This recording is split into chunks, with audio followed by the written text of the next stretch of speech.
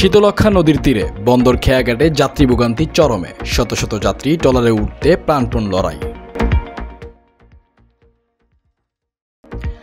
যাত্রীতে ছেয়ে গেছে পুরো ট্রলার।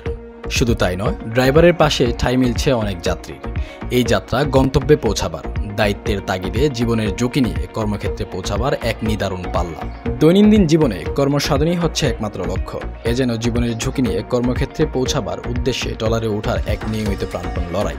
শীতলক্ষ্যা নদীর তীরে বন্দর ১ নং খেয়াঘাটে যাত্রীদের এই লম্বা লাইনে দাঁড়িয়ে দীর্ঘ সময় অপেক্ষা কাঙ্ক্ষিত ট্রলারের। ট্রলার এসে ঘাটে ফেরার সাথে সাথে শুরু হয় হুড়োহুড়ি পারাপারি করে ট্রলারে ওঠার এক লড়াই। ধাক্কাধাক্কি করে যে যেভাবে পারছে উঠে যাচ্ছে ট্রলারের মধ্যে। নিজ গন্তব্যে পৌঁছাতে অনেকের ঠিকানা হয় ট্রলারের ঝুঁকিপূর্ণ জায়গাতে। যাত্রী পারাপারের এই লড়াইয়ে ভোগান্তির কোনো শেষ নেই। আমাদের এই বন্দর খেয়াঘাট খুবই আমরা অবহেলিত। আমরা সময় মতন আমরা ট্রলার পাই না, আর ঘন্টার পর ঘন্টা দাঁড়ায় থাকতে হয়। দেখেন কি অবস্থা, আমরা কর্মস্থলে যাবো, অনেক লোক, কিন্তু ট্রলারের সংখ্যা খুবই কম, যা তুলনামূলকভাবে পরিমাণের চেয়ে অর্ধেকেরও কম। এই জন্য আমাদের চাকরিতে যাওয়ার জন্য, কর্মক্ষেত্রে যাওয়ার জন্য প্রতিদিন লেটের জন্য আমাদের বসের কাছে কথা শুনতে হয়।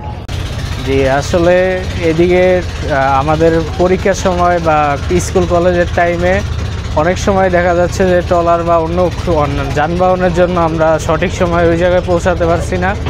যেমন দেখা যায় মেয়েদের একটা এক্সট্রা ট্রলার থাকলে আমরা 5 জন একটা কমফর্ট ফিল করি। ছেলেদের মাঝখানে 5 জনের সাথে ধাক্কাধাক্কি করে উঠতে গিয়ে বাচ্চা সহকারে নিয়ে যেহেতু আসি, সাথে আমার বাচ্চাটা আছে, এরকম ছোটোখাটো অনেক বাচ্চা এখানে চলাচল করে। এই যে দেখেন কীভাবে ট্রলারগুলো আসতেছে, ওই ট্রলার বা এই ট্রলার, আমরা অপেক্ষারত যতগুলো মানুষ আছি হুড়োহুড়ি পারাপারি করে এর মধ্যে যাতায়াত করি। জি, আমাদের ঘাটে প্রায় এরকম হয়। বৃষ্টি বাদল ঝড় তুফান হইলে আমাদের অনেক কষ্ট হয়, আমরা পারাপার করতে পারি না। যেমন হলো গতকাল আমরা রাতের বেলা কেউ মদনপুর দিয়া ফিরছি, কেউ নাসিম ওসমান সেতু দিয়া ফিরছি। হ্যাঁ, আমাদের অনেক ক্ষয়ক্ষতিও হয়, আমরা ঠিক মতো যাতায়াত করতে পারি না, ট্রলার কম, হ্যাঁ, বৃষ্টি বাদল, এগুলো নিয়ে আমরা অনেক ভোগান্তিতে আছি। NAN TV, বন্দর নারায়ণগঞ্জ।